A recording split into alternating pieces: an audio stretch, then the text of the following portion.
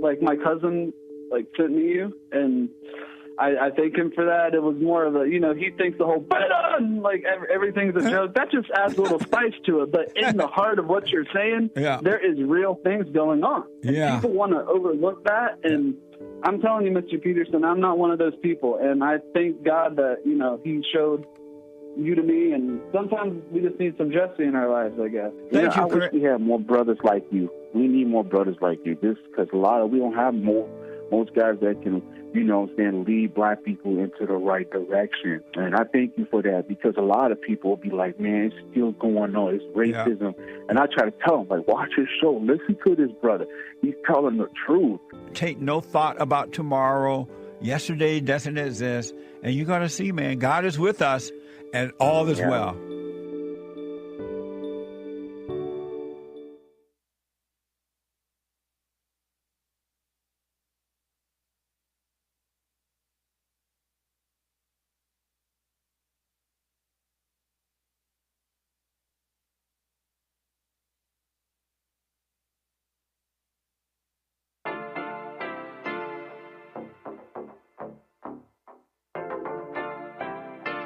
Isn't he Mexican? He calls himself American. What is this? 𝒔𝒐𝒄𝒊𝒂𝒍𝒔. And in this corner, it's the American Anchor Baby. Daddy's home. That's an offensive term. People find that hurtful. You mean it's not politically correct? Excuse me. I'll use the word anchor baby. He's an anchor baby in Canada. Tell him we still rolling with Trump, too. Anchor baby, the whole thing sounds horrific. You're just making it sound like immigrants are these horrific, greedy people. Ustedes pueden aceptar mi negocio o aceptar las consecuencias. Plata o plomo. So you would be considered white, in my opinion. You're the blackest one in this room. I think so. And what happened was his mama got pregnant on the other side of the border. And then a few hours before, just before it was time for him to pop out, she jumped across the border and let him fall on American soil. So he became the anchor baby. You don't call him the anchor baby for nothing. Amazing. We like this anchor baby, right?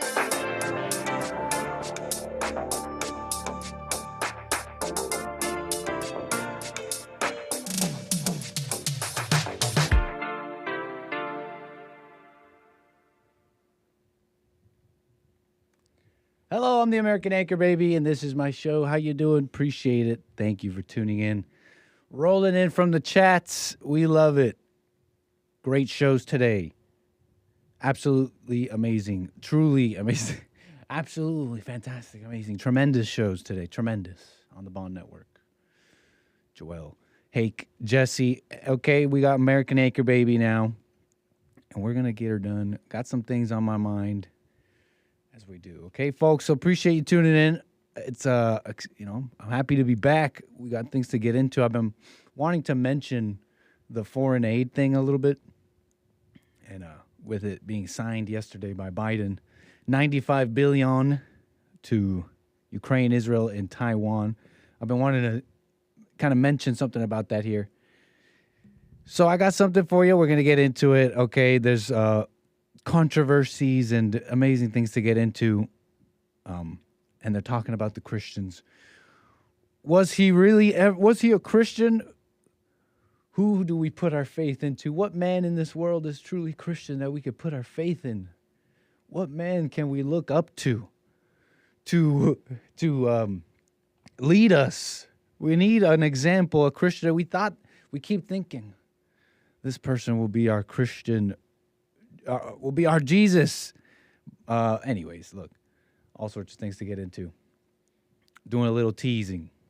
888-775-3773. Some calls already coming in. I appreciate that. A little bit of patience. I will get to you. But what else here? Any more housekeeping? buymeacoffee.com/anchorbaby. If you have any more amazing questions and fanfics to send, I appreciate those. Benny Hill, okay, hold on. We got some super chats already kicking it off here with some support for the American Anchor Baby. Benny Hill says, bonjour, comment ça va, amigo? A little Span French in the super chats. Appreciate it. What's up, Mildegrew and Old Saucy? I see you over there, GMD Jim. I see you, Coffee Talk with Sandra. You're not forgotten, and thank you for not forgetting me. Rumble.com/American Anchor Baby. DLive.tv/Gorgonzola. But what else? What else? Housekeeping. Thanks for the calls. 888-775-3773. Again, a little patience. Let me get into this foreign aid mess. As you know, the wars are going, and no one's stopping the train. Runaway trains, and they need money. They need money. It costs money. And they're getting it. They're getting it. And we've been covering this, following this fight a little bit, because it goes back to this shutdown with the speaker and all that mess. Remember? If you forgot, basically, here's the summary. A handful of elected officials, they call themselves Republicans. They said, hey, vote for us, people. We'll represent you. Well, they decided, okay, we'll actually do that. Border's not looking good. So we're going to hold it up. We're going to make it happen. You don't get what you want, Democrats. You don't get what you want, people in Congress. All your money for the wars, until the Americans finally have something to work with here, right? Some border security, etc. So that's why we've been following it. And it goes back a bit. If you're not putting it together, let me put it together for you. That's the same string here. McConnell, we want the border. No, we want the money. So $95 billion. President Biden on Wednesday signed. This is from whitehouse.gov. Well, this report here is from CNN. President Biden on Wednesday signed a $95 billion foreign military aid bill into law. He said it's good for world peace. He said it's a good day for America. It's a good day for Europe. It's a good day for world peace. For real. This is consequential. It matters. I love Biden, the way he speaks. If only within the emptiness there was someone that loved America, maybe. I guess that's easy to say, but just look at their actions. And so we've been following and all that. No budging. We're not budging. We need the wall. We need something. Border security. This is ridiculous. And of course, at this point, you must know how ridiculous it is. The southern border. Just that topic on itself, by itself. What are their main priorities? What is the federal government's main priority? We're talking about basic, fundamental things here. No need for emotion. No need for, you get it. No need for emotion. And I got to say, the bottom line, we've been talking about many things. You've heard me on this show be quite clear on certain things.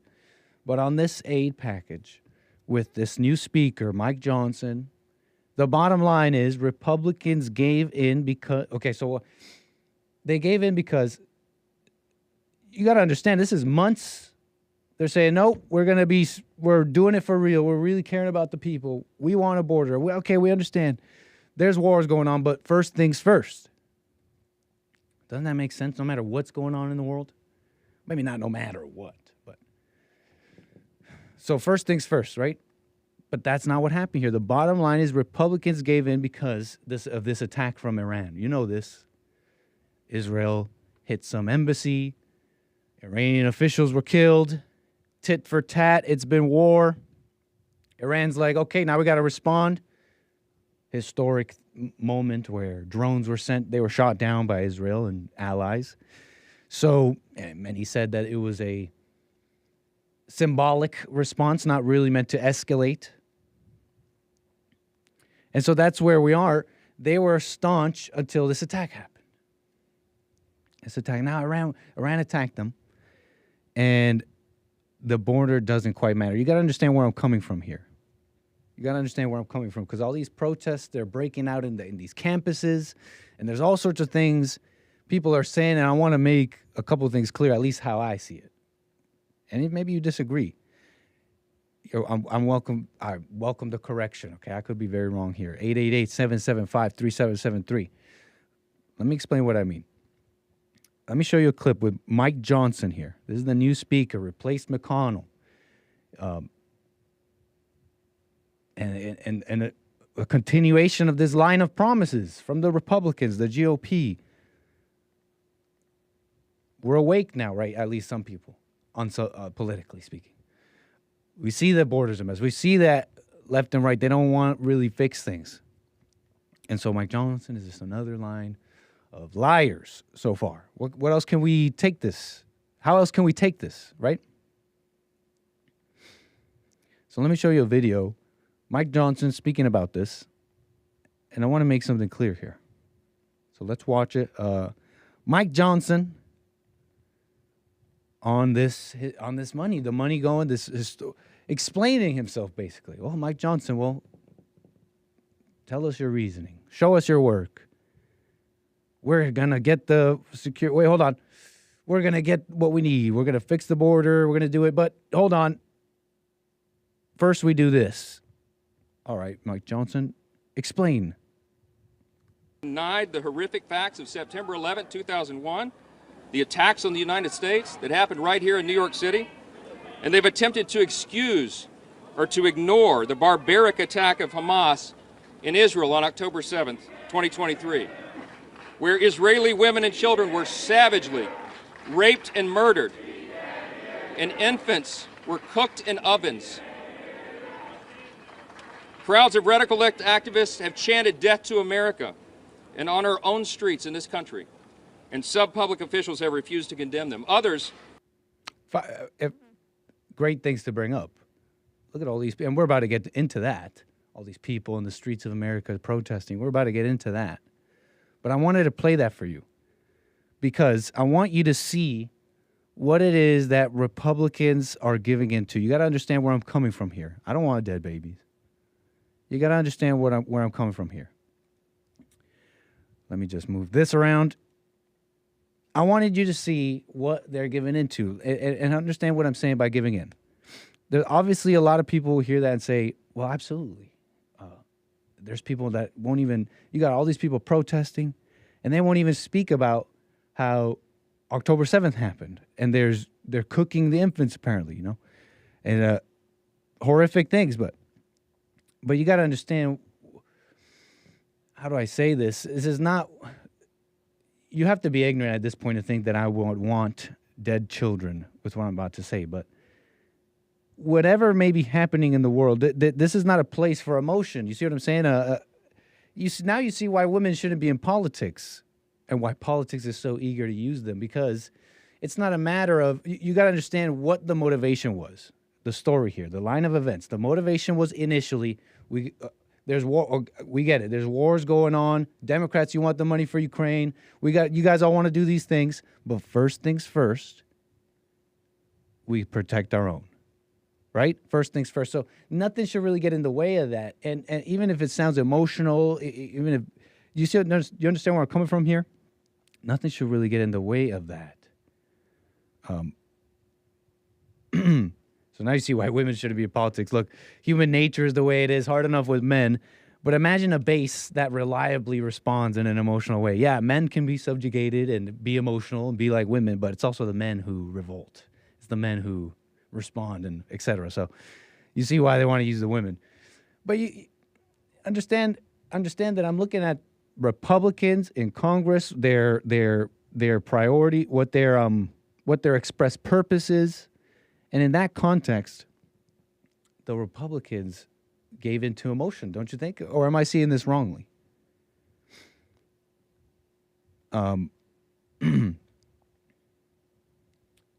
There's a lot of horrible things going on in the world. You understand? And there may be a case to support specific ones. You got to understand where I'm coming from here, though. I'm looking at the failure of American politics. Do you understand what I'm saying here? They're protesting the campuses. They've turned into war zones. The war is on our shore already. They're in our own streets. If you were a person of the world, maybe. But in a sense, yeah, they are protesting at the campuses. Is the anchor baby going to be protesting? You know, I'm looking at these things. In my opinion, just kind of like reacting kind of like as a person who's never really been in politics like that. So I don't think it's controversial to point out that failure in politics here. But there's this interesting kind of mentality going around. How do I put this? This talk going around this very topic around the war and the mentalities of people here at home. And they say this chaos is good. This chaos is good. They're fighting in the streets. They are protesting these liberal universities that pump out liberals anyways. They're not our friend. They're our enemy. And I guess I understand that a little bit, but that's not the logical conclusion here. Look, there are people who are pointing out the evil that these, for example, universities have wrought on themselves. Years of promoting anti-colonialism and all this racism BS and getting people, and now the same little liberal foot soldiers are turning on them, right? And so now a lot of conservatives, maybe more, maybe not younger conservatives or whatever, don't feel like giving sympathy here to these liberals, etc., at these universities. But I gotta say a couple things here. I think there's one thing being underestimated is this blasé, non-America first attitude that everybody has. Listen, who has the money? Who has the influence? Of course, unchristian people that don't really stand for anything are easily captured. It's the most easiest thing in the world if you think about it. Look around you, your neighbors are captured, etc. In a sense, your average American is captured by this blasé attitude. It's not really America first. They don't even believe in borders. You understand? So for a Christian like Mike Johnson, which I only just started seeing him like that, and it kind of really paints the picture better for me. A Christian like Mike Johnson, you see the picture now? It makes total sense. Let me finish this here and get to some calls here. But there's this talk here, right? There's this idea that the people are waking up. There's this big waking up to this entrenched power. You know, and this entrenched power, this influence from Israel, particularly right now. Obviously, that's the conversation right now. And you know, that's not even a controversial thing personally. I mean, even Trump said that, right? GOP support for Israel is like an institution. He was saying that in that interview I played for you. At least it was. I think people underestimate this really Christian thinking and blasé people who don't really care about America. When you see that your neighbors are like that and the government is a mirror to the people, you can't tell me that. You got to understand the biggest problem is the people here, the people of America. You know, I'm trying to go away from blaming, I guess. But anyways, you know, I think it's easier to agree, I think, for some of these politicians to go around saying like evangelical things like supporting Israel or supporting this or that than to actually deal with the big conversations that Americans have been avoiding from what I could tell for a long time. The border, black hatred. It's funny, you have to see it's a spiritual battle when you see that the American house is on fire and this is how Americans act. This is how American politicians act. This big, scary story, and you got to understand it's horrible what's happening over there, but that's because it's more emotional, it's visceral, there's reports of dead children. Well, you know, I guess America can wait. I find that it seems like a wrong commentary, don't you think? Like there's probably a way, like if Trump supported the war, I'm with him. Because imagine if a strong person was in power, if it was America wasn't this facade and it was actually doing fine, taking care of its own, this would be the like littlest thing. But anyways, look, let me finish this up here.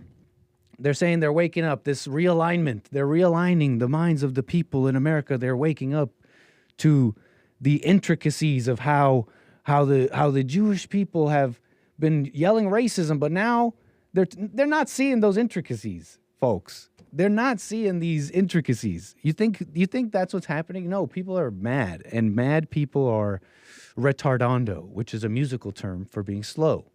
I'm not saying the R word. And I'm going to prove it to you. Look, you think from this chaos, something amazing is going to happen. The shakeup of entrenched power. Now the based people will take power. Maybe, but that will be against all odds. That will be against all odds. The world is an angry place. Everyone's angry, even the people who are right about certain things right now. And this dam breaking, this dam breaking of this mentality with the Republicans in Israel. You think this is this thing is happening finally, like an enlightenment, but I don't know. I think.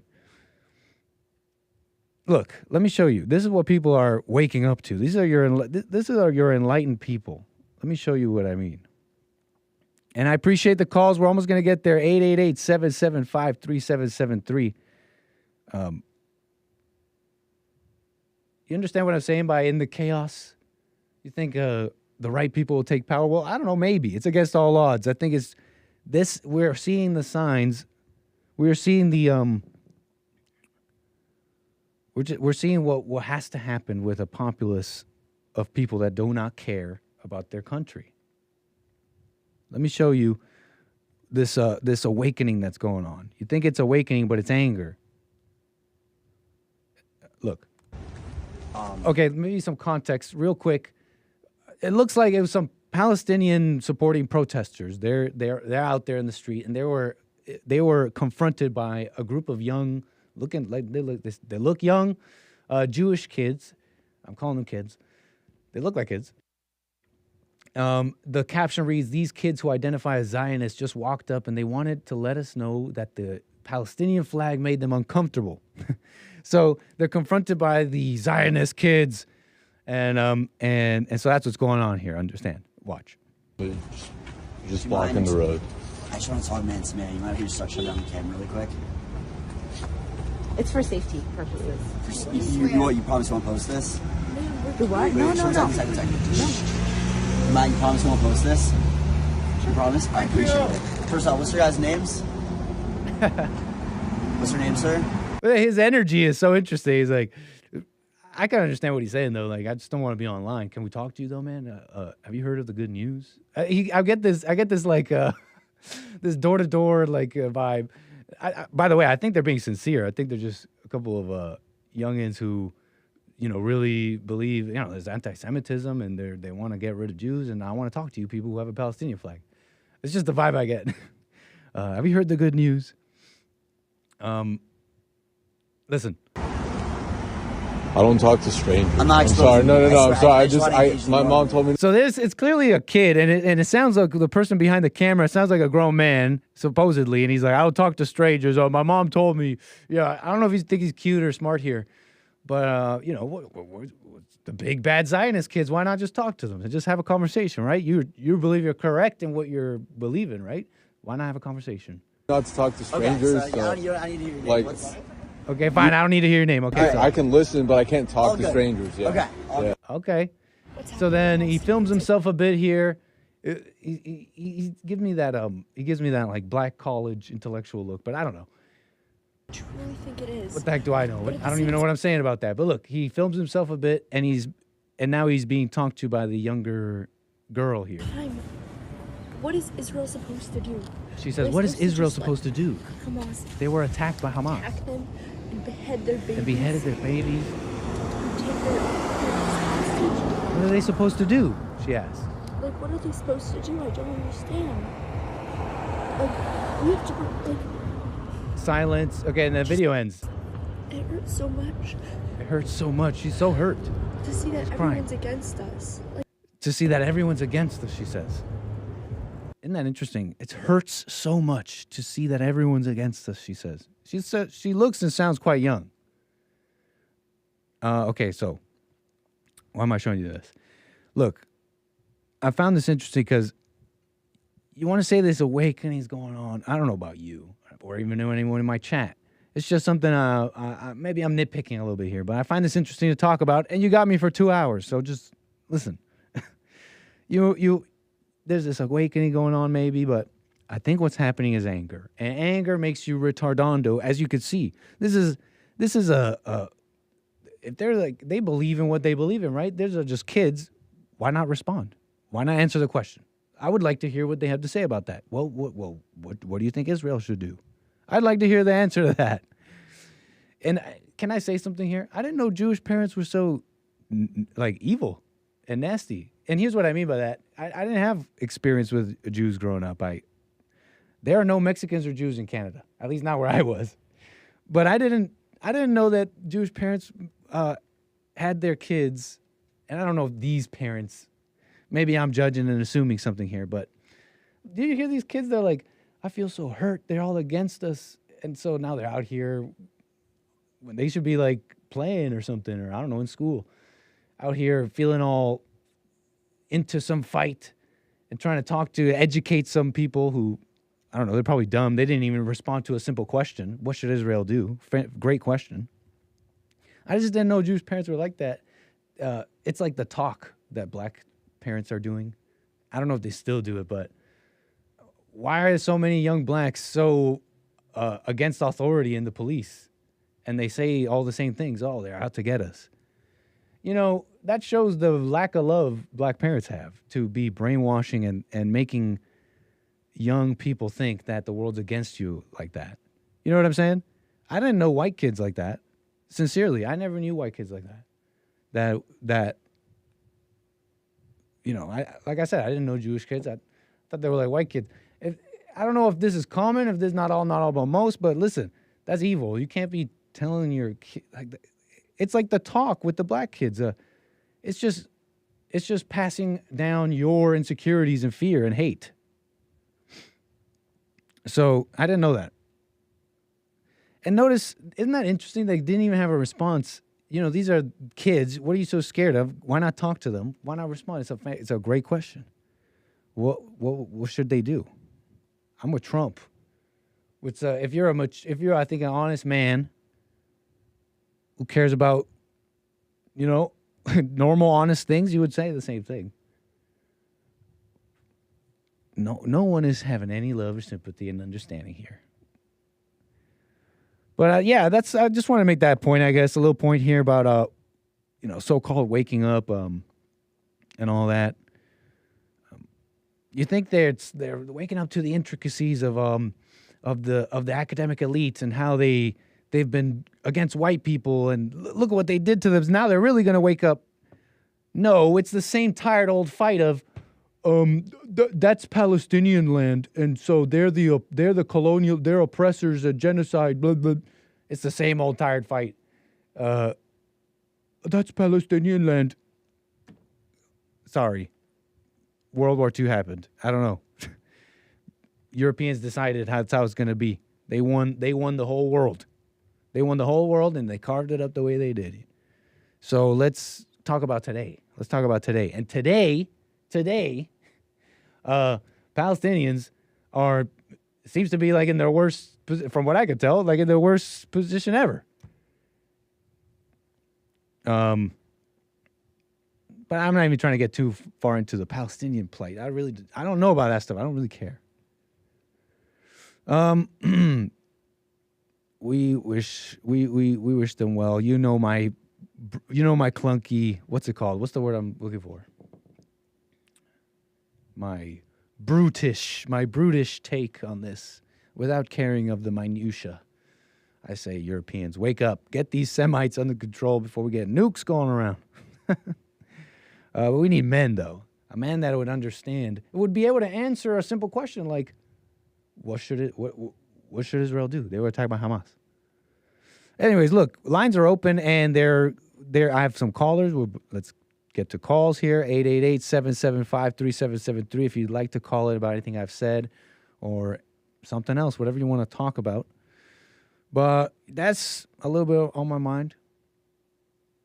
Let's talk to Mark out of Los Angeles, California. You're on the air, Mark. Appreciate it. Yes, sir. Thanks for taking my call. Yeah, no problem. Two things, if I could. First of all, in regards to the aid, I wouldn't aid either group, the Palestinians or the Israelis. I wouldn't give 5 cents to the Ukraine. They're closing Christian churches and arresting Christians in the Ukraine. Zelensky is not a Christian. He's an evil man. We don't need to give him anything. No money would go to either country. Mike Johnson is a fraud and a hypocrite. He calls himself a Christian, and he's funding the anti-Christian Ukrainians. The Republican Party are what is referred to as controlled opposition. What they do, this is my opinion, what they do is the congressmen in red districts are able to go tell their constituents, well, I voted against the aid package, but they knew it was going to pass. So they can safely say, I voted against it, yet it passes anyway, and they know it. They're controlled opposition. I'm seeing a repeat with today's politicians, particularly the Republicans, as it was 60 years ago with the Civil Rights Bill. There was enough Republicans and Southern Democrats to defeat it, but unfortunately the bad guys paid off the good guys, and it passed, and we've been paying the consequence ever since. So I know I didn't mean to change subjects, but there is a parallel there. There is a parallel when it comes to the Republicans. They're a sellout, controlled opposition. Incredible. Okay, but I didn't know that about Mark. Go on. Yeah, I mean, I'm just. Well, I don't have anything to say about that. I agree. I think I don't really have anything. I agree. Look, Mike Johnson is. What can we say other than he sold us out and whatever? I think it's a true failure. The Republicans gave in here. They gave in here. Yeah, they give in all the time. Yeah. They always give in. The white man's been giving in all my life. But what I also wanted to talk about, if you don't mind, on Hake's show today, he mentioned Harvey Weinstein getting paroled or charges dismissed. Okay, are you familiar with that story? Somewhat, yeah. I mean, yeah, I'm familiar with it. In fact, I was going to get into that a little bit today as well. Well, the thing But his 2020 rape conviction was overturned by New York appeals court. Yeah, well, New York, what do you expect? But the thing is, in that regard, the Talmud, which is a demonic religious book, actually advocates for Jews to assault and sexually abuse Gentile women. And I was shocked. I almost fell out of my seat when Hake said that he agrees with this clown Weinstein getting the charges overturned. And I should say this in regards to that. Oprah Winfrey, the snake, she was a pimp for Weinstein. She should have been charged for pimping. But we know why she wasn't. She's above the law with the black privilege and all. So can I ask you two questions? I mean, are you going to finish your statement soon? I would love to ask you a couple of things here. Go ahead. Sure. The last thing I got to say, Weinstein should have never been let out. He actually should have got life without the possibility of parole. He's an evil man. He hates whites. He hates Republicans. He hates Trump. And Oprah Winfrey's a piece of crap. But go ahead, whatever question you have. How do you know that Oprah was a pimp for all this, as you said, or is your opinion, is it alleged? I just want to make that part clear. Well, there were photographs of Winfrey bringing white women to Weinstein's island. Oh, so there are photographs of Oprah Winfrey doing what? Like she has these white women in chains and no, and at a gunpoint? No. I have to retract what I said. I was referring to not any island. I was referring to the fact that Oprah Winfrey would, I've seen pictures of it, would bring young white women to Weinstein under the guise of him making them a movie star. But help me understand, in this photo, you're seeing, in this photo evidence of Oprah Winfrey bringing women, am I to understand, against their will to Harvey Weinstein? So are these photos of Oprah Winfrey with a whip and or are these just photos of women standing beside and smiling next to Weinstein and Oprah? The picture that I saw was that nasty Oprah Winfrey sitting there, a beautiful white blonde woman in between her and Weinstein.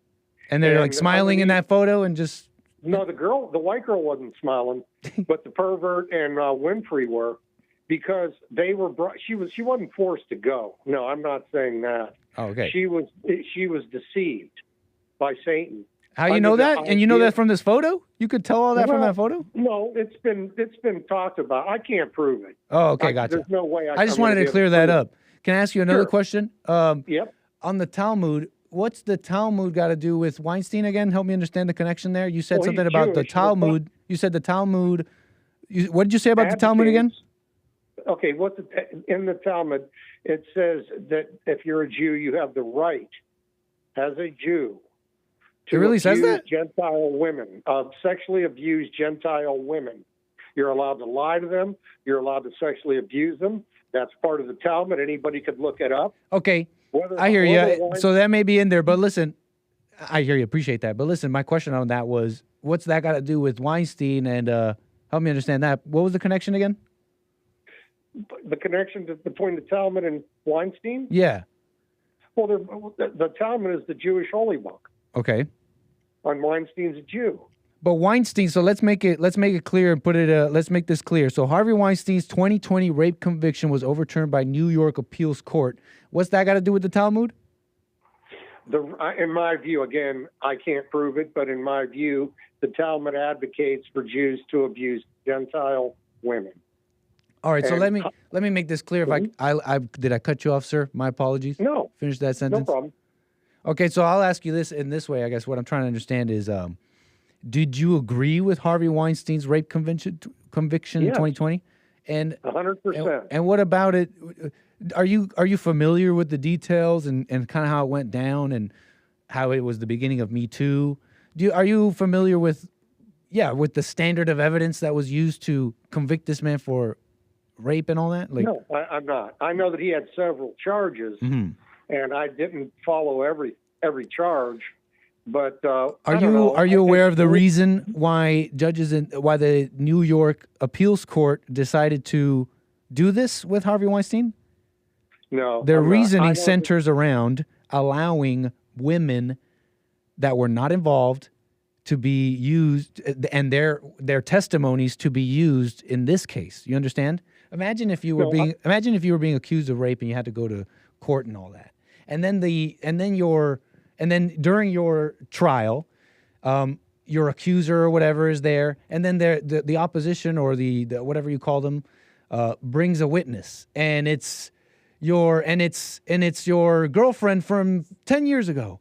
And she does I'm exaggerating obviously for effect here, but you got to understand it is this level of standard of justice that's going on. Imagine they bring to the stand someone from your past, an ex-girlfriend or something, to give a character witness, you know what I mean? And use that as evidence towards a rape trial, which is a very specific charge, you understand? Which with evidentiary claims.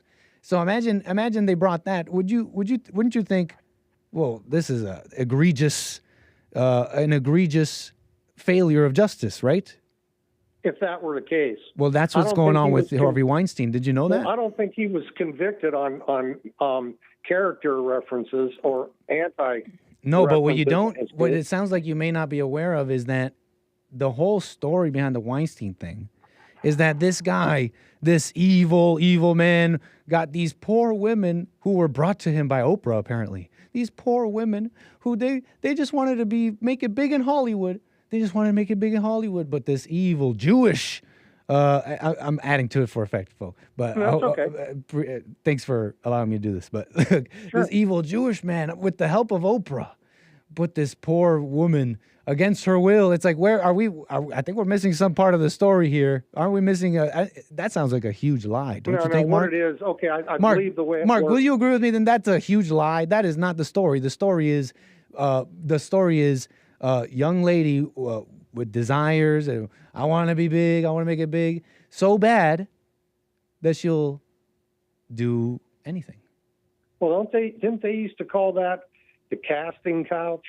Thank you. So why are you agreeing with this lie that the media is putting out, that these feminists are putting out? Why are you so happy to go along with this absolute lie, which at this point you agree with me, right? Just because Well, no, why? he He's was a Jewish man? convicted. Just because he's got Weinstein? Because the Talmud says something? Hey, I'm not.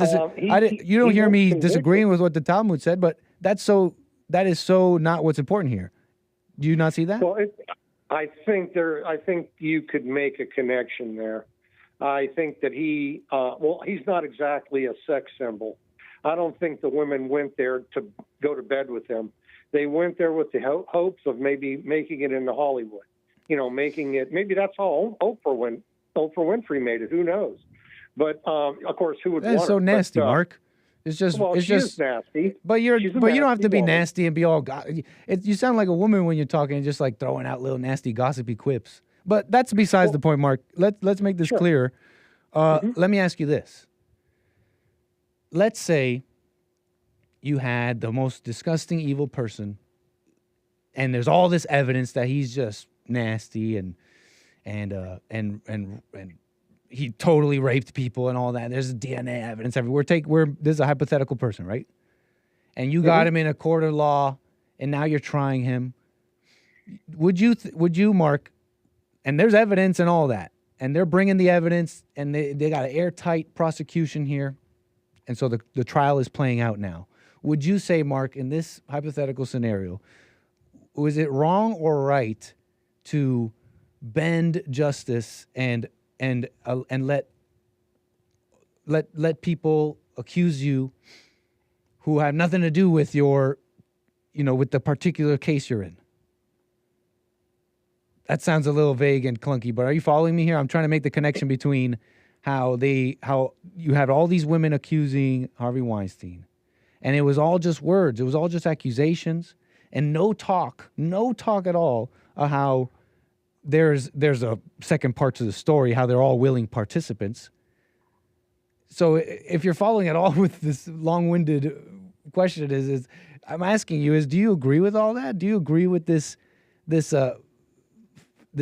female-driven attack on the men? You don't see it like that? Well, wait a minute. Are we talking about Weinstein or men in general? I'm talking about just like justice in general. Like, even if you had the worst, like, rapist person, isn't it still wrong to bend justice and let's say you had all this evidence against a man, hypothetically, and they're being tried for rape. Would you then allow some witness to come in and testify against them that had nothing to do with the case? No, as a juror, I would disregard, so-called hearsay. Isn't that like against? I guess I'm sorry. I'm having trouble saying what I'm trying to say. But wouldn't you want to maintain that level of justice even for someone who was really evil and that you didn't like?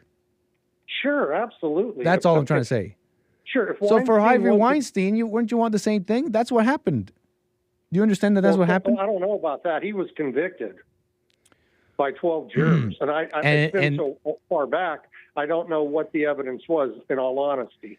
And look, there may be a case for that. But you can't tell me that that's what happened in this case. You can't tell me, well, he was convicted for rape, so some sort of justice may have happened here, incidentally, even by accident. No, not even that, because that was not the point of this case. The point of this case was to do this Me Too stuff, was to go after someone and lay blame on one party and to absolve the blame of the other party in this mass restructuring of justice that has never before been seen, all for what?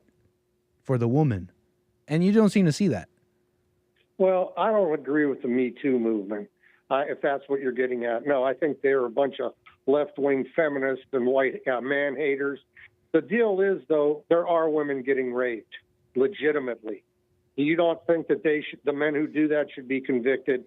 Sure, they should be convicted. The Me Too movement, that doesn't mean that women aren't actually being raped. Sure, that should be convicted, right?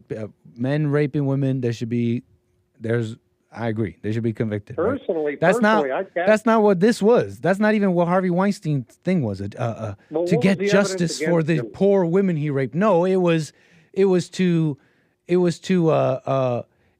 lie and say rapes happen where they did not occur, where it was women, and what'd you say? You said there were 4 victims. So you want me to believe that 4 women lied I mean, come on. I've never been accused of anything like that in my life. And yet Mark, he's got you're not. 4 Mark, of have them. you ever been a Hollywood movie mogul with millions and influence and all that? So there's another thing you've never been. You've never been accused, but you've also never been famous and rich and powerful. Or have you been, Mark? My apologies. Not Maybe at I'm all. judging you. No, I'm a white working man. Right on, sir. But I appreciate the that. thing- I respect that. Sure, but the thing with Weinstein is what you just said, with his quote-unquote privilege, he can get charges dismissed, even if it takes 4 years. I don't know the evidence, Nick. I don't know what they had on him. Fair enough. I don't, to be honest with you. But if the evidence was enough to get him convicted, and wasn't he tried in New York? I think New York is where he was convicted. Yes, I think so. I mean, that's where the appeal was. I can concede that. Not that I'm defending anything so much that I have to concede that, but I can understand that. Honestly, that's honest. I think that's a sober-minded conclusion. We don't know the evidence. There may have been something happening, but look, you can't tell me that was the motivation or even in the thinking of this case. You can't tell me that this was a case of finding justice for women. No, this was the only way this was even able to go forth. Because you got to understand, these are accusations from decades ago. This and that. Tell me whose decades, 20, 30-year-old accusation of rape gets even heard, unless it's against someone who's famous. So you got to understand. You got to understand that the only reason this went through is because of this because of the flavor behind it all. Oh, well, if it was, Hollywood okay, moguls oppressing and raping and doing all these horrible things to these poor women, which is just a lie. It's not that's not the story. But if these rapes had taken place 20 or 30 years ago, the statute of limitations would have dismissed it. I don't know when they happened, but if they were, like you said, 20 or 30 years ago, I don't know how long the statute of limitations lasts on rape, but I don't think it's more than 20 years. I don't know, but I'm guessing. Do you disagree with the it's not statute that of long. having a statute of limitations? Don't you see the wisdom of a statute of limitations? Like, I don't know. Well, sure. Yeah. I do. So But that after a doesn't mean certain he didn't do time, I think the parties involved, the punishments were already doled out by life at that point, and life happened the way it did. After a certain number of decades, no, I don't think we should have a system that maybe there's a way to prove those things and have justice. Look, but I don't think we should have a system that's geared to protect every one of those. That's impossible. That is upending our system. It's not going to work. The only crime that you can't get away on with the statute of limitations is murder. Every other crime has a statute of limitations except murder. And if you just, let's, try to use some common sense here. Okay. We know Weinstein was a powerful man. We know he was rich. He had influence. You had young women, Gentile women, presented to him, at least one by Oprah Winfrey. Yeah, but you already said more. this, Mark. You're just repeating yourself. I understand. But You still think it's poor women. You still think it's these poor women. I know you're saying it's common sense, Nick. It's common sense. Don't you see it's a powerful, obviously, but what you're saying is not common sense. What I'm saying is common sense. Here's what's common sense. Powerful men and young women who are willing to do it all. You're leaving that part out, Mark. Anyways, man, I don't mean to cut you off, sir. It's just for it's because of the show, sir. I mean, you are repeating yourself at this point. Okay. Well, just think about it. And, okay. He probably is going to get away with it. But anyway, thanks, Nick, for the time. Hey, no problem. Hey, Mark, sincerely, nice talk. Call me again. Thank you. Bye-bye. Yep. Yeah, powerful people get away with stuff, by the way. There's another, There's another one you might have to contend with. Sorry, another truth of the nasty world. Yeah, powerful people with money, connections, friends, family. They get away with nasty things. It's an angry place, an angry world.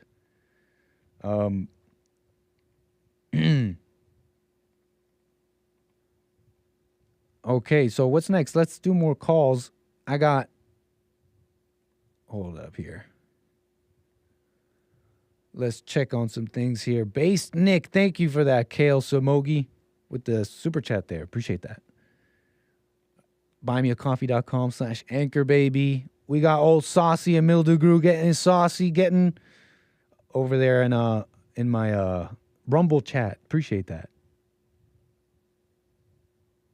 Fascinating chats in my Rumble. You want the real based chats? Go to Rumble. So true, Mildew Grew. Ask her about the Nakba. Anyway, sorry, I'm having fun with my Rumble chat. Okay, let's get to more calls because we got more stories to get into. I do want to switch gears here in a moment because we got to get into Yeezy corn? Really? Corn grown by Yeezy? I'm getting something wrong about the story, but we'll get back to that. We got Alex out of California on the air. Appreciate your call. Hello? Hey, Alex, on the air. Oh, hey. How you doing, sir? California. I was like, what? My bad, you're not in California? No. But I mean, I shout out to where you're from. If you don't want to say, okay, we got you. It doesn't really matter. It's no problem. Go ahead. So, one thing I wanted to mention was, have you ever heard of the term Barnum statements before? No, never. Okay. So this is something actually I learned from a guy who was on the fallen state. I don't know if it's okay for me to mention. You said it was someone who was on the fallen state? Yeah. Yeah, no, that's fine. It's this guy. He goes by Legal Man. Oh yeah. Yeah, and he and I watched that and actually got hip to a lot of the things that he's doing. He actually just recently put out a movie that I highly recommend. Legal Man. Yeah, just check out Legal Man. I'm sure you can find his stuff. Legal Man talked to Jesse on the fallen state, and it was a great conversation. Well, go ahead. You were saying? It was amazing. And so anyways, he put out this movie that kind of describes a lot of what is going on, what you see around you.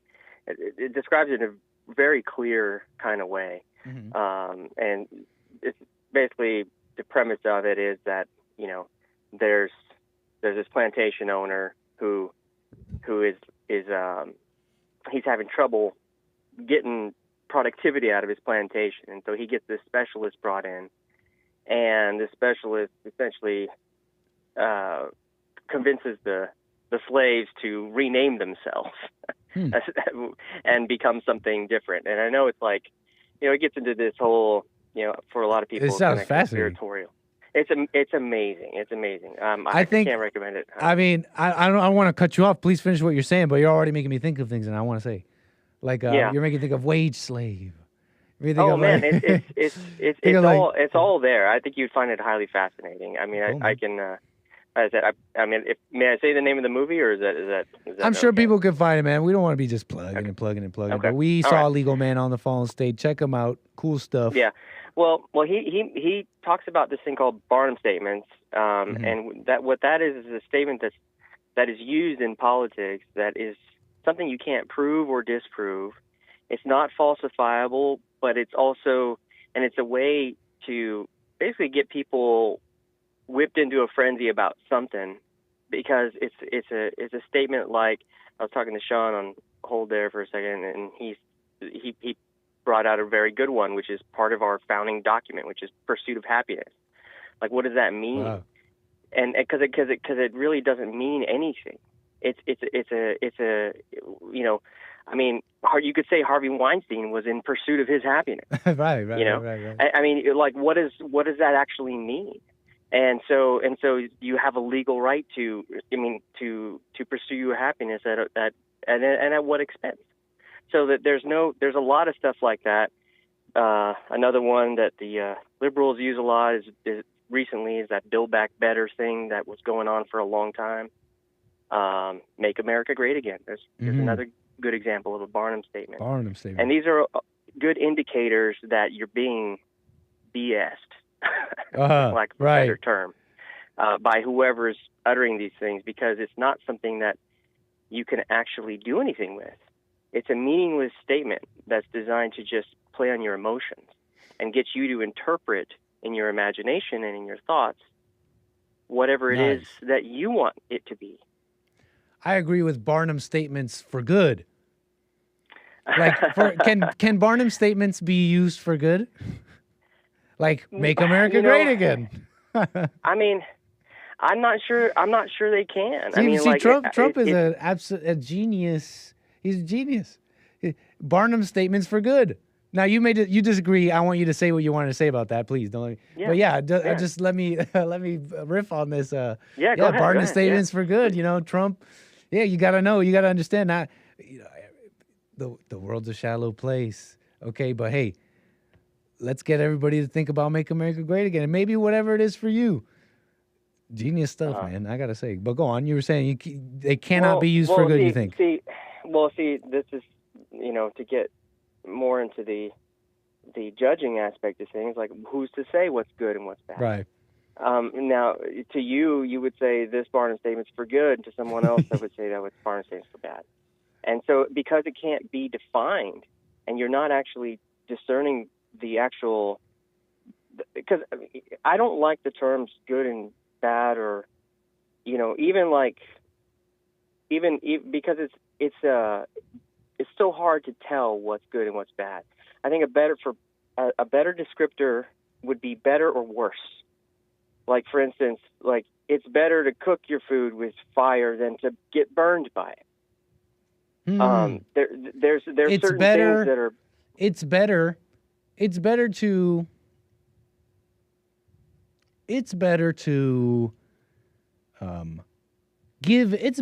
give in. This is so loaded. I don't know, but I'm gonna say it anyway since I started. It's better to give in to the woman and at least make babies and bring up the birth rate than to. That's better, right? Than no marriage and no babies. Well, I don't know about that. I mean, that's. I don't know why I'm trying to mess with you here. Please. It depends on what your objective is, I suppose. But like what I'm saying is that, like, you look at the fruits of things. I mean, that's one of the things that's biblical, where they say that you judge it by its fruits. You judge the tree by its fruits. You can't tell what the tree is good for until it bears fruit.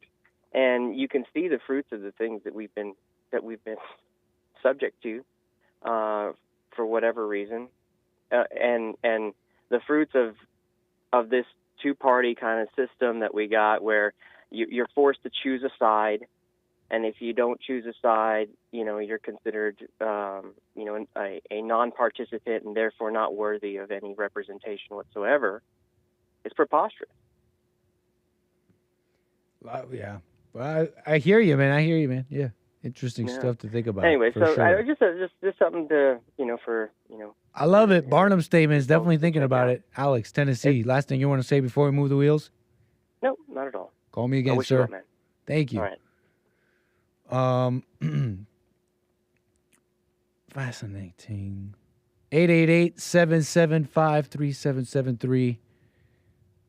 And I'm about to get back to calls here. Just a little bit of patience. Better get to you here. But what else? What else here? I was going to show you. Yeah, we'll move on. Let's do Yeezy. We'll do this real quick. Then get back to calls. Will Kanye's hostage in hosiery, Bianca Censori, make a freakish feature in his putrid cornos? Writes Daily Mail in their headline about Kanye West. Yay, West. Here's the story, basically, if you don't know. And is he still on Twitter? Like, what happened? Is his Twitter now gone? What happened with that? Because basically what the big news was,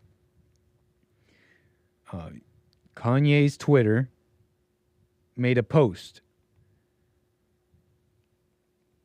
Hold on. It made a post. Let me try and pull it up here, because it looks like his account is gone. Now, I'm not sure if he deleted it or if it was deleted or whatever, but he made a post alluding to a release, a new release of Yeezy branded, what we're supposed to understand, what the public is supposed to gather from this announcement he made on his Twitter, which may not exist anymore, is this announcement that he will be releasing Yeezy branded pornography. That's what we're led to believe, right? And what seemed like an advertisement or announcement. And that's just a hilarious headline, I'd have to say, as the different news publications are going around talking about this story. You know, Bianca, if you don't know, Kanye West is remarried. You know, you may be somewhat aware of the mess of the family with the Kardashians and that whole mess, but he seems to have an ally with North. They seem to share an interesting relationship. She seems to be one of those daddy's girls kind of thing. It's quite interesting. But anyways, he's married to this woman who is constantly in the tabloids for the very revealing things she's wearing. Couple that with the, grand claims, should we call it grand, whatever you want to call it, just the big talk of, and I'm not saying big talk like trying to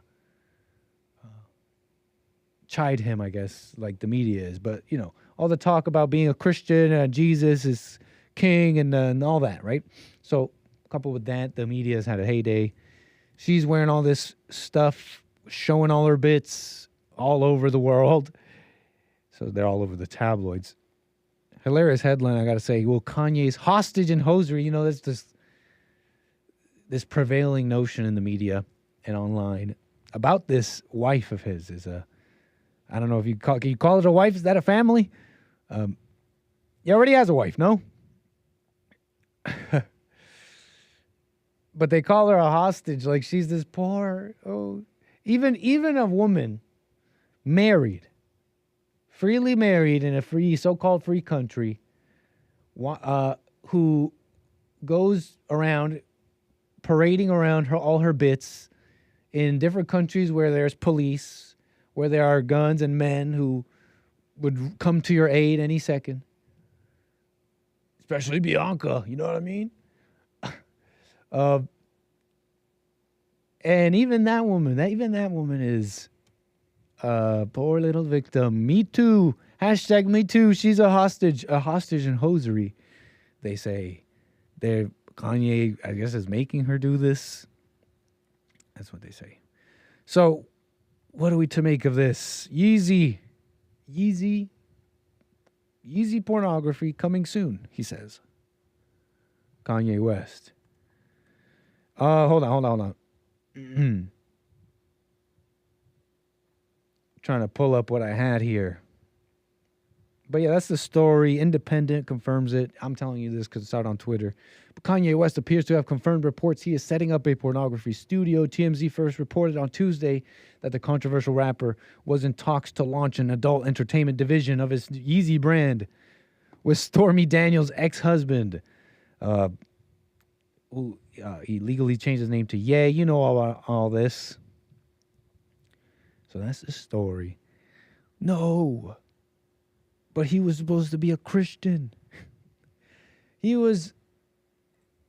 Why did he turn away? He could have just stayed with Jesus. I'm seeing so many interesting comments about this. And I find I find the commentary around it, surrounding Kanye, really the most interesting part. And give me a moment here. I might just have to go off the top. I had some links, basically. I had some links, kind of, maybe I still have them. I had basically saved some links here, kind of detailing a little story here. I was trying to paint a little picture here with Kanye. But I'll just have to go at the top here with what I remember. But what I wanted to show you, what I wanted to kind of lay out, was this story. Like I was just saying, it's I'm interested in the commentary surrounding it because there's a lot of Christians, for example, really gung-ho about this is an awakening, this is such a good thing, and then he goes against it or does something that's not Christian. Oh, this is such a bad thing. He's leading so many people astray. The Christian commentary surrounding it is very interesting. one aspect is this being a Christian part. What it is, turning away from God, with your journey and all that. And I don't think we should be so, how do I make this clear? It's okay not to be a real Christian. Not most people aren't. What I mean to say is, like, don't be surprised. You know, all sorts of people going around saying they're Christian. Look at your own life. You say you want to be a Christian, but, you know, you got problems. You got anxiety. You're like, when's God going to save me? See, what I'm trying to say is just how rare that is. How. So don't judge that in Kanye. That'll make it harder for your own life. You won't really be able to see things clearly. You judge Kanye and say, well, he turned away from God. Now you're going to think the next thing you do means you turned away from God. No, you never had what you thought you had, and that's okay. It's a beautiful thing to realize that. It's a beautiful thing to see it. See where you truly are in life, who you truly are, you know what I'm saying? So don't judge. I just noticed that in this commentary surrounding Kanye, especially the Christians. I see a lot of that. So you'll bring more trouble to yourself going around thinking that. Because now you create a whole new story of what it means to be saved. And trust me, the devil will use that against you too. You're not ready for that. So don't. Yeah, avoid the judgment here. The lack of understanding. Because if you look into, here's what I was going to lay out. I was going to show you a couple of links detailing Kanye's like really strong reaction to a number of things, but in this case, particularly pornography. And the different times in the recent years that he's made certain commentaries against it. And I wanted to lay them out because it wasn't even just his disavowal of pornography, but if you, maybe we could do this tomorrow or something, but if you could read what he was saying here, it's clear that, or it's almost, it becomes almost clear that this is the wrong reaction, an overreaction to seeing something evil in your life. So a lot of people can learn from this. Christians can learn from this. Think about that.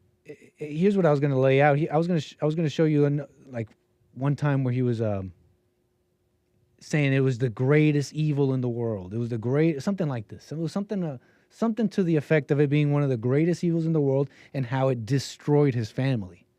And he laid that to the feet of pornography. He said pornography destroyed his family.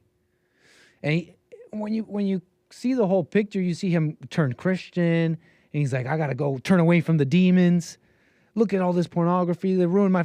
He even said in one thing I was reading, he said, look at what pornography did to me. I know what it did to me. I'm never gonna let it do it to my daughter. He said. He made this public claim. And when you put this all together, you see. And this is my opinion. This is my opinion as a layman again as well. I could be seeing things that are not even there. But look, people are seeing this and they're saying, oh, this is a story of a Christian man who turned away. No, most Christians never had it, and that's okay. And when you see that he saw that evil that ripped apart his family, and then he said, he went against the Jews and all that, and then the world turned on him. And then I was even reading some stuff.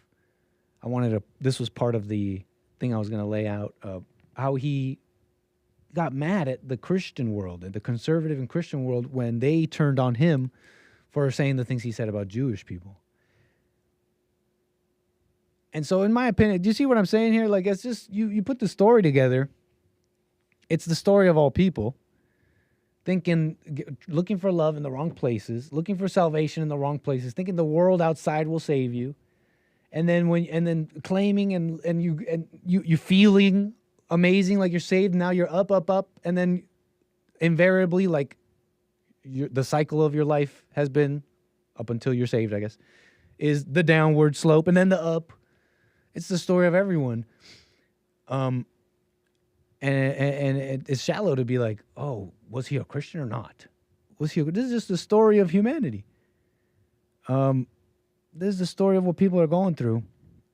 And until that's taken from us, until we forgive, overcome anger, the ego, until that's gone from us, we still have it.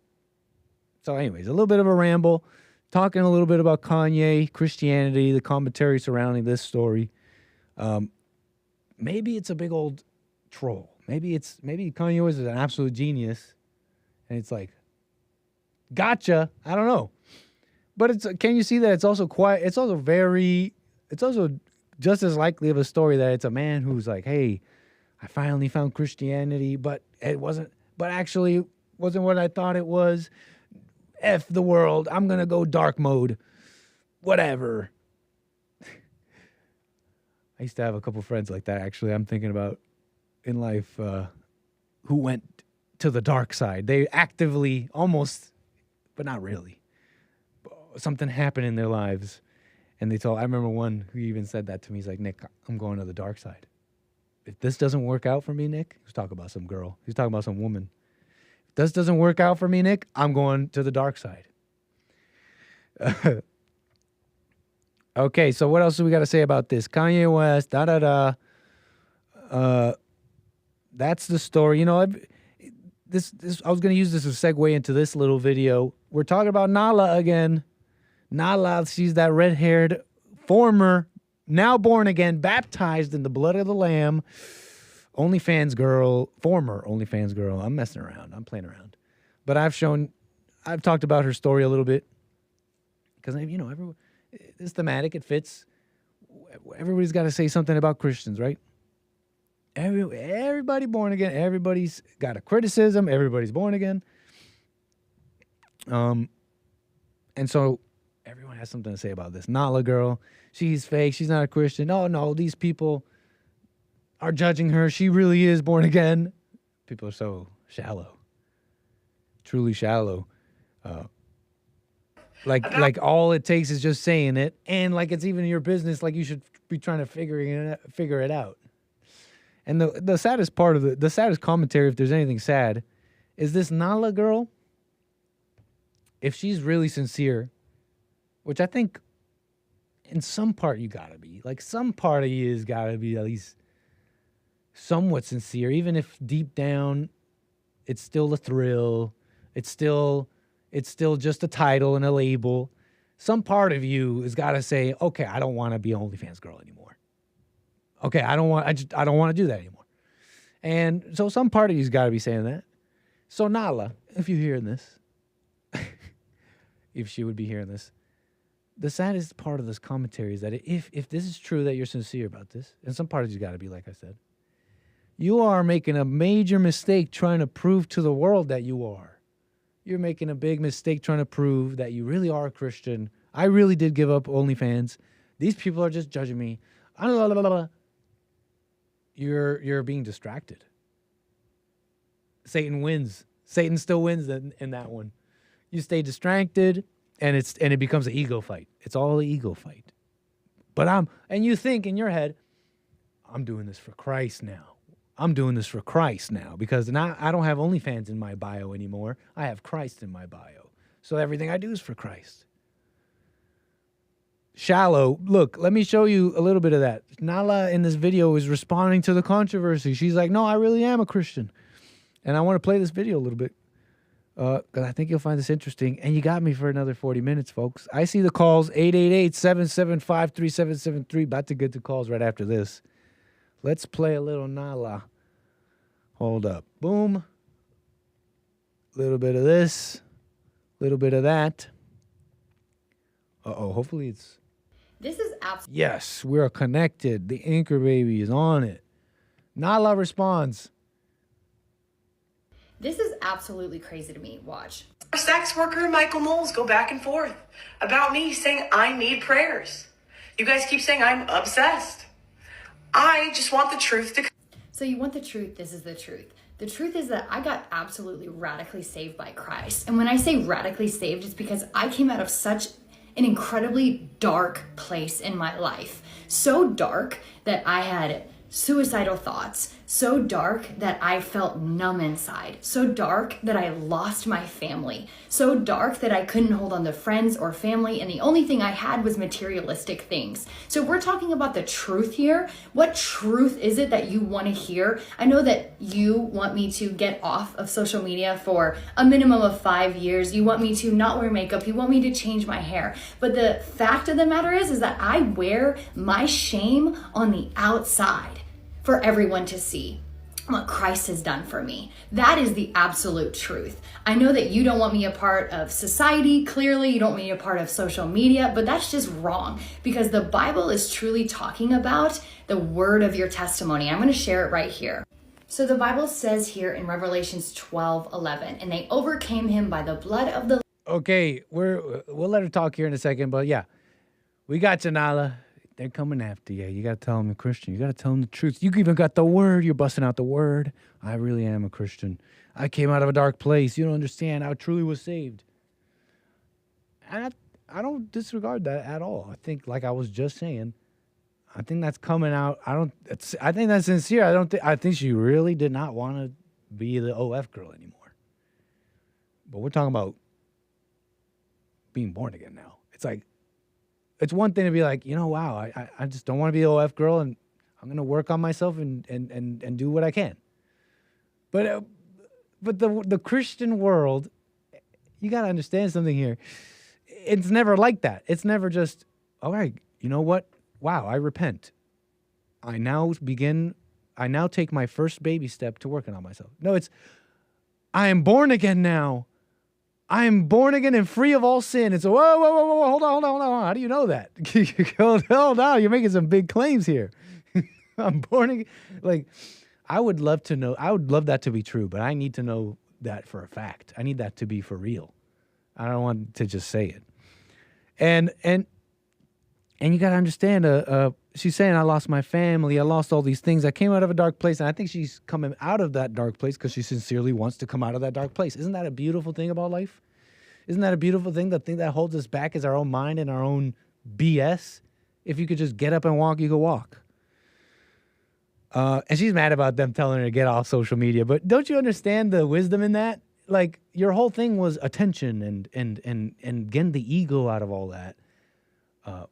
If you meant it, that doesn't mean you have to get off. You don't have to listen to the world telling you to get off. But they're making an interesting point, don't you think? And she's saying, wear my shame on the outside. That's when I knew that she really had adopted all this Christian crap. I swear, everybody who becomes Christian, they all say the same words. They adopt the same little words. They say the same crap. It's so phony. It's all really shallow.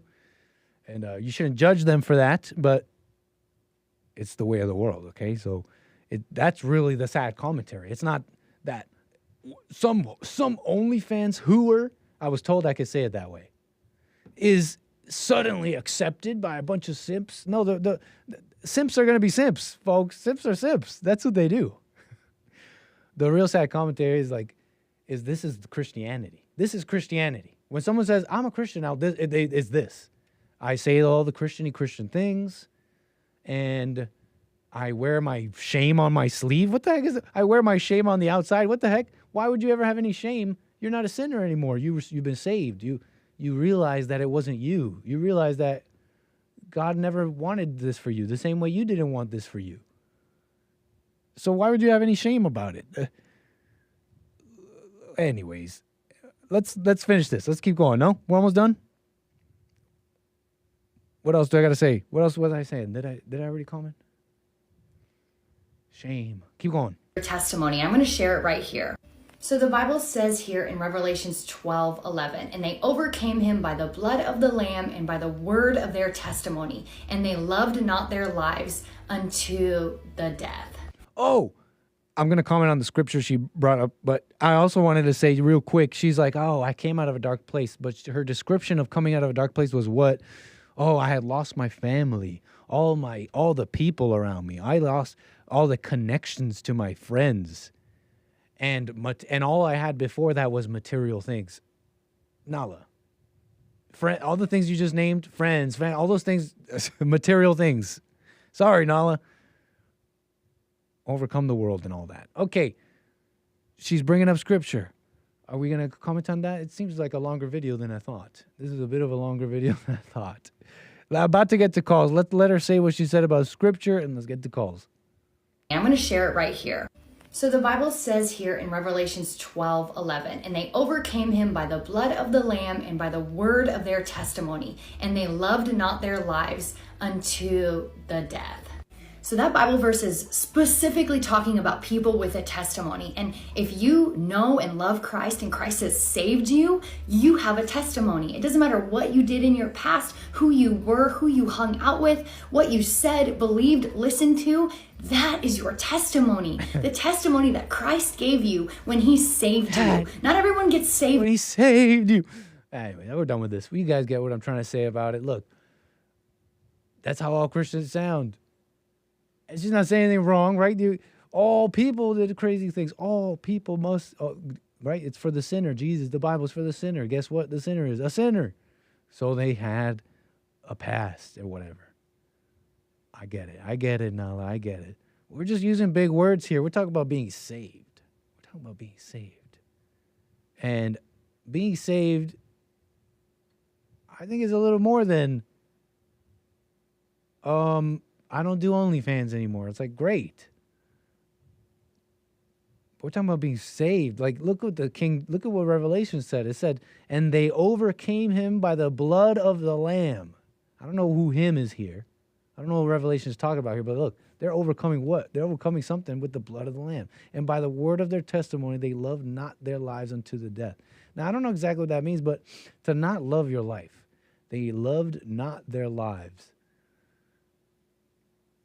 Anyways, I guess we don't need to comment on that, but it's a little more than just, I think that has to be a little crazy to read this and think, that means I must go around and say my testimony. That's still the world, no? That's still like, I gotta, the world must hear me, and now I have to defend myself. They're not understanding me, so now let me make a video where I explain it, and because they don't believe me, they don't really understand that. I gotta show them Revelation. I gotta show them Revelation 12:11, because I gotta defend this. I'm like, that sounds like the same life you were living before. But what the heck? I don't know what that scripture means. I think we can move on. I got Art. We got Art, and we want to get to Art out of Ohio. Sir, you're on the air. Appreciate your call. What's up, Nicky? Baby? Hello, sir. Hey, man. First thing first, man. Shout out to the chat or whatnot. Nice. I woke up out of a little nap or whatnot. Had a little off day, and I woke up to. What's up? Hey, shout out to Hank too. I woke up to the little thing where you were showing the little college kids, the Palestinian kids and stuff or whatnot, and they was protesting or talking at Israel stuff, Palestinian Israel stuff overseas and stuff. Mm-hmm. All right, so I just want to bring up the point that just looking at y'all's generation, this younger generation or whatnot, is that you having a whole bunch of people with a whole different other beliefs or whatnot, and instead of them learning and being in college learning, you bringing a dividing generation over here. This is gonna be the generation of you got to accept everybody. Everybody gets to come to the table, even though everybody that's at the table know they got cultural disagreements, big time. Which we all, you see what I'm saying? You got things that, somebody that's Caucasian is Aboriginal or just native to American land that they have beliefs. You have Negroes or whatnot that's native to American land. They have their beliefs. Then you have these new generations of Muslims, Palestinian, Israels or whatnot, people from Israel, not Jewish people. We talking about people from the Israel land or whatnot. You got Filipinos, you got Cubans, you got I don't know if I said Venezuela. You got Venezuelan, you got people all from South America. What I'm saying is, you trying to make all these people with all these different cultures be in one area. And just think about it. Just think about South America. You talking about around the Panama area or whatnot. These mofos ain't never deal with no Haitians.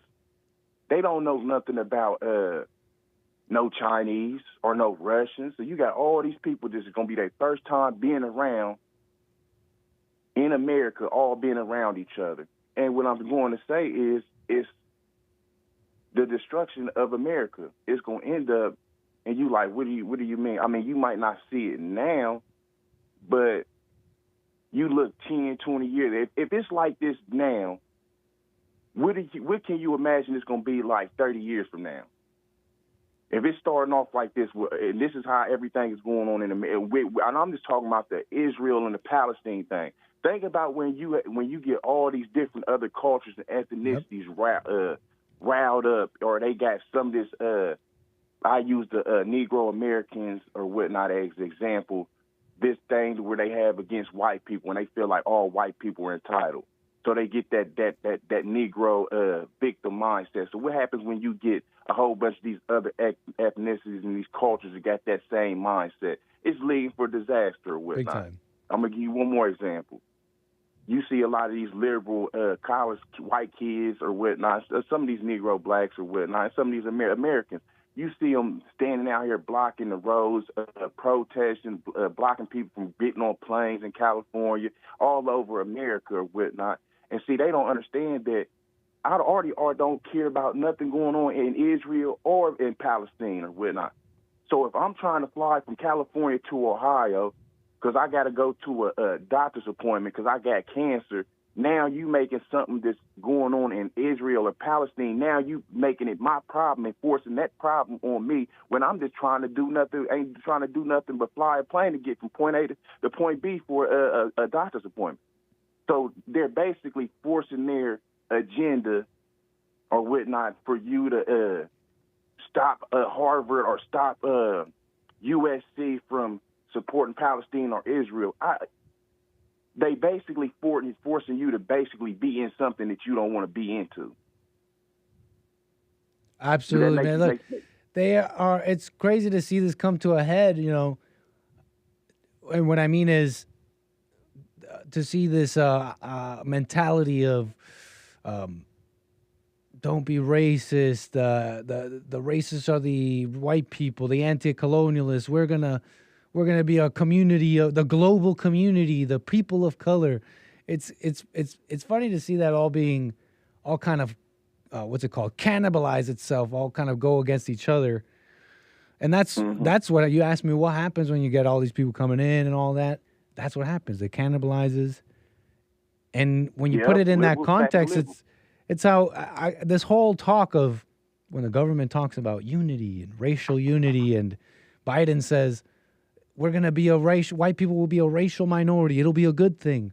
You know, I used to hear that and think, that's that. When I was really young, I used to hear that and think, well, that's just the right thing to do. That's just love. You can't hate people for this wrong. Then I realized, okay, well, that's just the false love the world is putting out. They think that's the right thing to do, but they're not really thinking about what they're saying. Now I realize this is just the regime trying to maintain its power. You know, you got to keep bringing in all these people, but at the same time, if they're all different, eventually something's gonna come to a head, and it unravels. You can't control them all forever when they all believe different things. Yeah, and and you basically saying what the whole point of what I'm saying and what I'm trying to get to is that you put all these people and you force them to be around each other or whatnot, and eventually it's gonna come to a head. Like, and that's something that I noticed about the liberals too, is that they play this game to where they where I give you an example. That place that Obama, where he lived at, when they shipped the migrants to that where Obama lived at, and everybody. Oh yeah, Martha's Vineyard. Yeah, they was their sanctuary place. When the buses was coming in, they had hot porridge. You know, the Three Little Bears hot porridge. Yeah. They had cereal cornflakes. They had chicken out there. They had it all set. You see these little rich white people, they all smiling from ear to ear. they made Artie Art want to pack his stuff from Ohio and move down there to Martha's Vineyard. I'm like, damn, they roll out the red carpet like this. I said, man, hold up, I've been living in the wrong. Yeah, I said, I've been living in the wrong place. I said, I'm going to Martha. They all nice white people down there. You got a couple chocolate chip Negroes sprinkled around there. I'm like, let me Art move down there. Then I said, I'm a refugee. Art, you doing? Yeah, I'm a refugee. I said, hold up, man. I said, Art, you forgot you messing with these liberals. You know how their game plan is, man. So long story short, you see them all smiling. Then 24 minutes later, they on the phone talking about Abbott's a racist or whatnot. He's sending them to Martha's Vineyard. We need to get them up out of here. Man, it's the fact. You look at how Chicago is. They can't even get them out of Chicago. Martha's Vineyard got them boys.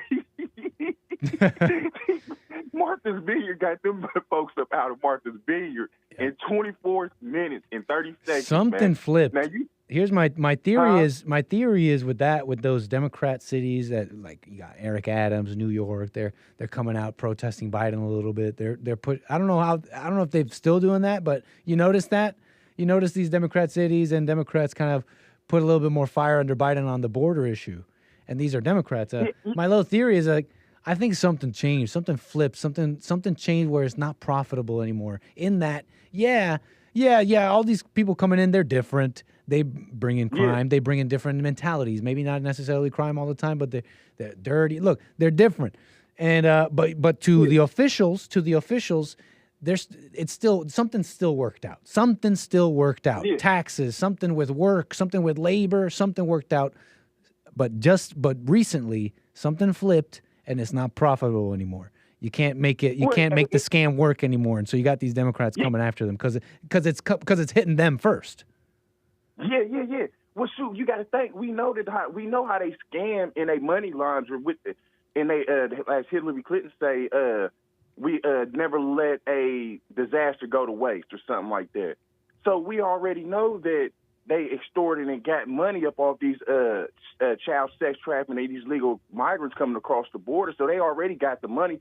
So the money is basically the hand has been exploded. Now they trying to hide their hand, and they acting like they cleaning up the mess. But that's the thing, when you act, you just move your bed to the slide and sweep the mess to the corner of the room and put the bed back, and then you go tell mommy like, yeah, I cleaned up the room, and then when she look under her bed, she see that big pile. You ain't cleaned up nothing. That's what the Democrats is doing. They acting.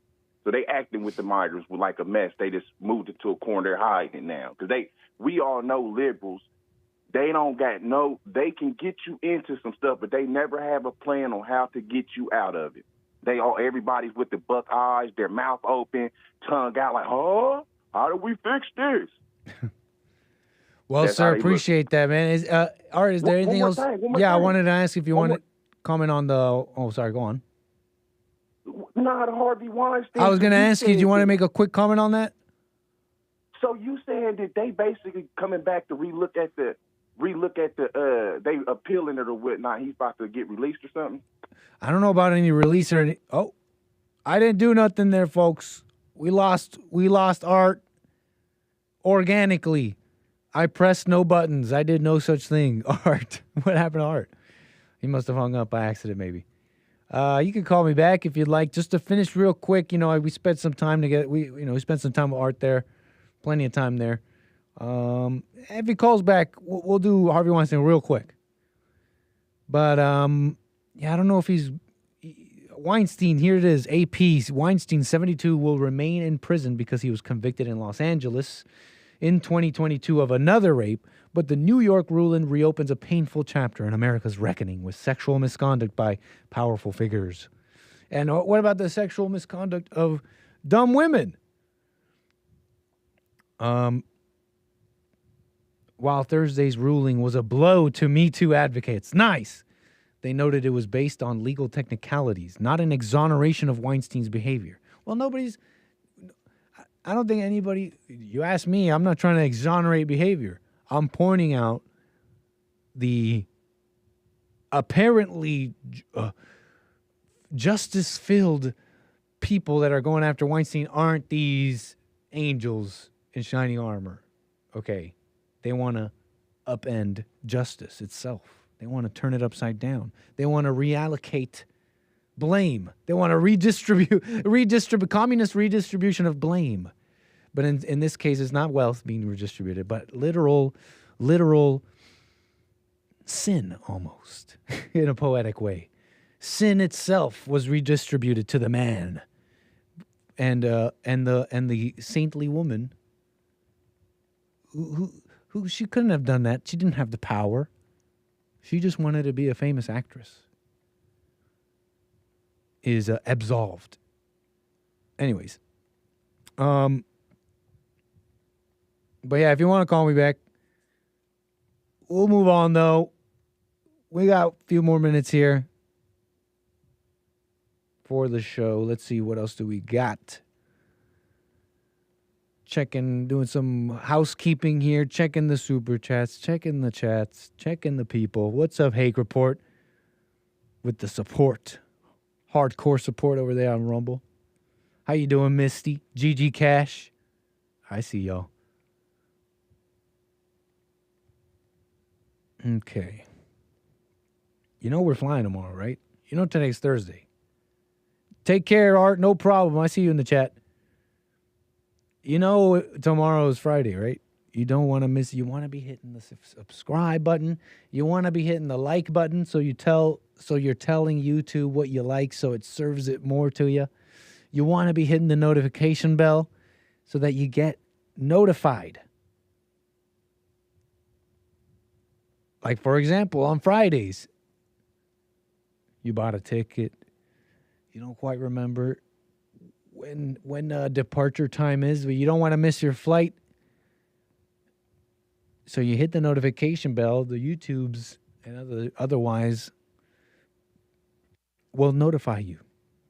So you'll miss your flight. Tomorrow we're taking off. We're aiming for 4, as we do. 4 p.m. Pacific time on this channel. We'll be live. And we'll be flying high, as they say. Nick Stream Friday. So you don't want to miss it. We take the flights and we do the show. It's fun. Now, what else can we do here?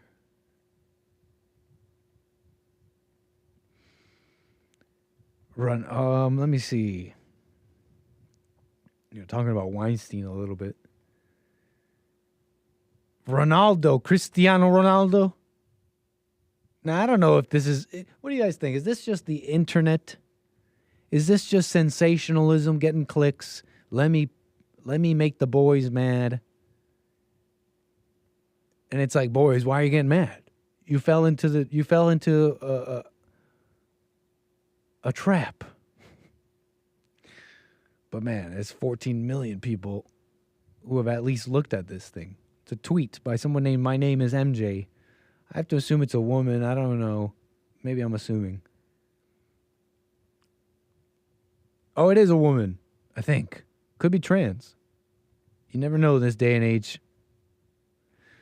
But it looks like it's a young lady. She's talking about Cristiano Ronaldo. I mean, we're talking about Weinstein. This is the level. This is what you're dealing with. Okay, it's not the law. It's entrenched power. No, the evil exists in your neighbors. It's the politics, the government. It's all just a mirror. It's just a mirror. Yeah, they have more money and they have more access to. Sounds like a communist word, but they are closer to these levers of power and money itself and the people. So it's like they can do more damage. So it's more visible. But the people in government, they're just like you. They're like you. Anyway, so this girl that I'm about to show you, I guess, is just like you, or just like your neighbor. I'm talking about Cristiano Ronaldo. If you don't know, he was accused of nasty things as well some years ago now. And this is of a guy, like, imagine this guy, like, anybody can do evil, right? So, but he's like a superstar. Like, he's no problem with getting women and all that. He's got no problem there. But okay, fine. Of someone who's evil, doesn't matter if they can get women. They'll commit an evil act like a rape. But this Cristiano Ronaldo, they say he's a rapist, right? And this is going so viral for some reason. 14 million. Some rando on Twitter saying a rapist is experience happiness and is able to post on social media with his partner and child without backlash. Tell me again how men's lives are ruined by allegations when someone who actually raped someone and confessed to it is still able to live freely. Maybe I'm just circling the wagons for Ronaldo here. This is maybe it doesn't even require my commentary. I mean, look, you can look it up. It's crazy, you know. You can look it up. There was no such confession. What it is he said about that case. He said that he admits the headlines. If you just read the headlines, he admits that she did not want to have sex with him, but that he did it anyways. And that's true. That's not a lie of a headline. But when you look into the story, it's not that she didn't want to and he did it anyways against her will. No, it's that when they were together, while she was in his bed, half naked, lying sideways, and he was attempting some things, that she reciprocated and was touching in certain areas and doing all sorts of things, but she was all like, I don't really want to, I'm not like that, but then did it anyways. So, okay, suddenly that changes. Suddenly that's not what you're saying here, but what's crazy is you look into these comments, and this is the one that posted it. It's all sorts of women just, you got to understand just how far people have degenerated. All sorts of women in the chat, and you can show them the article. And they're doing that in these comments. You can show them the article. You can show them the proof. And they're like, whatever, incel, you hate women. Cristiano Ronaldo. Anyways, just a side note, Weinstein, I have the link here saved away, and you have me for a few more minutes here. It's crazy. Okay, what else? 888-775-3773. You know, I have one last thing. I have one last thing written here in my notes. And I don't really have much to say. Just my remarks, I guess, on the biblical question. Would you rather be let me get this right. Jesse Lee Peterson's biblical question for the week. Which are you most interested in, being something or doing something? I mean, I just wrote doing something, please, on my notes. I don't even know if I want to answer this. Do I even have an answer? I have nothing else to say, and 15 minutes left is what's going on here. And I wrote this to myself, doing something, please. To maybe talk about it, I guess. I feel a little egotistical for some reason. Like, we'll talk about it Sunday. What do I really have to say about it? I'll remark on what I'm thinking, I guess. Doing something, please. The reason I wrote that, doing something, please, reminds me of the Mexicans I worked with in Chateau Marmont. When I was working there. When I first got to LA, I was working at a fancy restaurant with the Mexicans. That's who the cooks were. And I remember one of the memes going around, the Mexicans, they were so funny. They would love to get people's goat. They would like if they saw you standing around shooting talking with somebody, they'd be like, "Hey, doing something, please? Come on, doing something, please." And that would always crack me up because you would do it to them. You'd be like, "Hey, doing something." They'd get mad. They'd be like, "Hey, I know my job, okay? I know my job. Doing something, please. Okay, what are you most interested in, being something or doing something? I think I'm more interested in doing something. And here, let me say this. Why? Why am I even answering the biblical question? Because I got 15 minutes and nothing to say. I think I'd rather be doing something because I've been obsessed with being something my whole life. Like, I tried that my whole life. How do I put this? I've been wanting to be something forever. Even as a kid, for example, when I would be playing make-believe, my favorite thing to go to was to, be a superhero. Like, I always wanted to be strong. I always wanted to be tougher. I always wanted to be be. I remember at one point in life, I had this like strange kick where I wanted to be a man of few words. I don't know. I guess I met someone who I admired, and I was like, "That's a man of few words," and I got that in my head. I'm like, I want to be a man of few words. That didn't work. That clearly didn't work. And so I don't know. I've just always wanted to be stuff. I always wanted to be something. And I think I'm starting to discover that, well, number one, I realize that I already am something. That's just logical. That's just the truth. I already am what I am, whatever it is. Even if I don't quite understand it, even if I don't know what it is, I am it. I already am. I am be. I am being. And me trying to be is getting in the way of the being and causing issues. And I think I'm starting to realize that the only reason I'm not being is just me. It's just my head. It's just because I have not gotten up and walked. It's like that simple. But that's how crazy the mind is, that you can't let go of something that simple. But I don't want to speak out of turn here. Maybe I should just let this go till Sunday. But I think I'm starting to see just how we really are a self-fulfilling prophecy. Like Jesse says, if you could just really, truly drop all thoughts, you would be free right now. You'd be free right now. And so I already am something. I already am what I am. I want to just do. I want to just do, instead of just think about doing and wish I could do. And so why not just be and do? That's how I'm thinking of this question this week. That's how I'm thinking about it. Nick became what he hated, a chatty patty. What do y'all think? What do y'all think? I want to stop trying to be. I'm kind of tired of that. I'm kind of tired of being, of trying to be. So I guess the question is, what are you more interested in? So I guess we could play around with that, but whatever. No need to play around with that intellectually. I'm kind of tired of that. I want to let go of trying to be. And I just want to do. I want to do the work that's right in front of me, what God's putting in front. I don't know, whatever. Maybe that's too lofty, but I want to do what's right in front of me. It's amazing what I'm doing, and get better at what I'm doing, and just do. Because there's people around me who need my help, and by that I mean not like spiritual help, like I got to save people. I mean like I have coworkers here and we're all trying to get work done here. You know what I'm saying? So, et cetera, et cetera. I be doing, I do being. What's up? I be doing and do being. What's up, Troy? How you doing, sir? But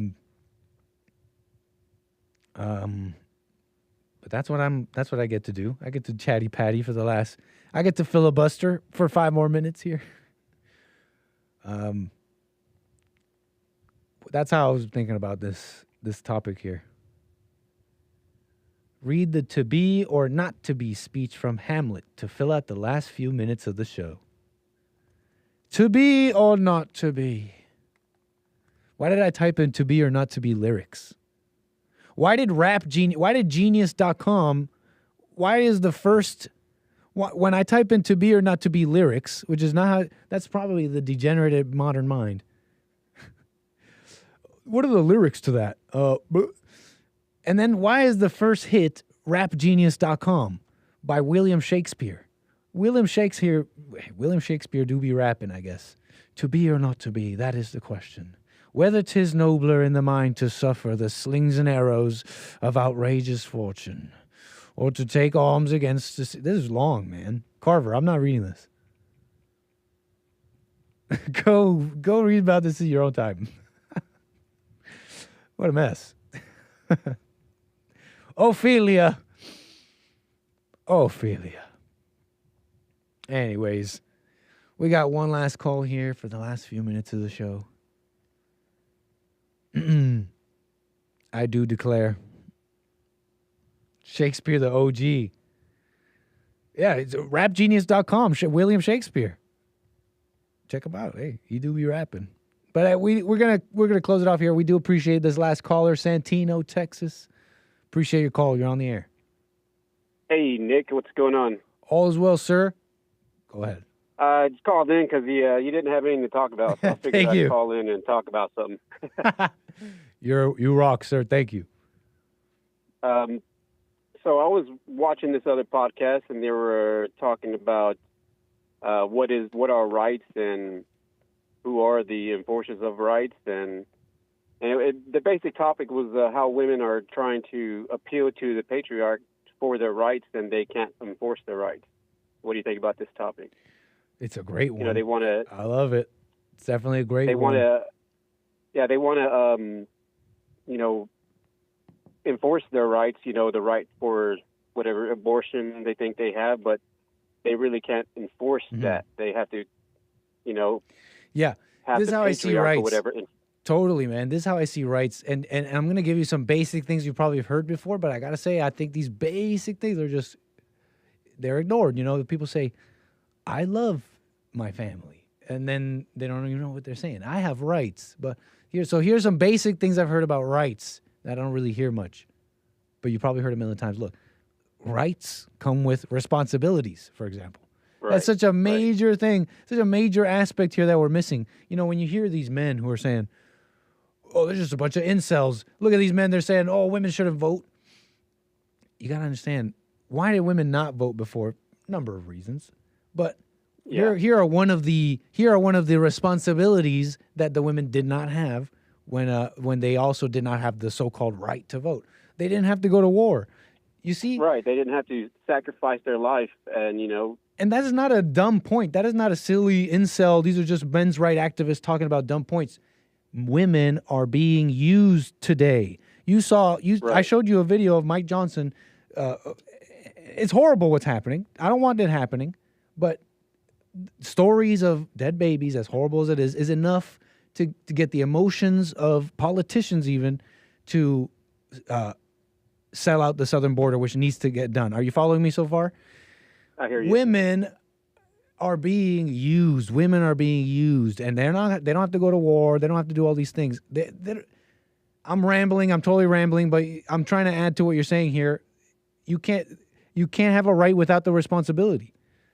Right. I agree with that. And they want the rights, and maybe they should have them, but really, women can't enforce the right. They can't say. If I know that would never happen, but hypothetically, if men and women were to go to war and one wanted the right over the other, obviously the women couldn't enforce any type of right just because of the physicality that men have over them, So it's just a topic I heard of, and I figured I'd call and get your opinion about it. Thank you, Santino. I think it's a great conversation. Can you call me again on this? We can expand on it more. That's a good one. Yeah, I'll look up some more topics and call you on from the Ballers Lounge whenever I get in. Nice. We got the Ballers Lounge going tomorrow. Santino, always a pleasure. Call me again. All right. Thanks, sir. Bye. That's the show, folks. Look, Ballers Lounge will be open tomorrow. The whole plane, you don't have to be a baller, but we appreciate the ballers. Hopefully we can get into it more. I was I'm just throwing out stuff that I was thinking about rights and responsibilities and women. You got to understand, it's just a wrong view of things. We have this assumption you having the right to vote means you have a say. It means you have a voice. And that is given to you by God. That is just a lot of assumptions there, okay? Anyways, I'm rambling at this point. Look, you could call me again about it tomorrow and other days. It's a nice one, though. Rights, responsibilities, what it all means.